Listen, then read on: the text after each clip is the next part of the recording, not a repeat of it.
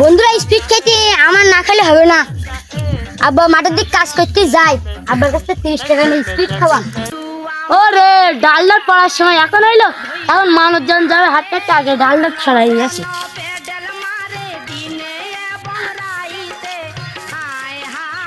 ছেলেটা কোনো করতে কি বাগানে কাজ কাম করে দিয়ে বাগান হাতে। আব্বা, ও আব্বা, কই তুমি? কিরে বেটা কি হয়েছে? বন্ধুরা স্পিড খাইতে আমার 30 টাকা দাও। দাদা টাকা রয়েছে 20 টাকা, তোর জন্য ভাবলাম একটু পান টান খাবো সন্ধ্যেবেলায়। এনে ধর 20 টাকা। 20 টাকা কি হয়? তুই টাকা দিয়ে দিন, 20 টাকা সাইড ডারবে হবে।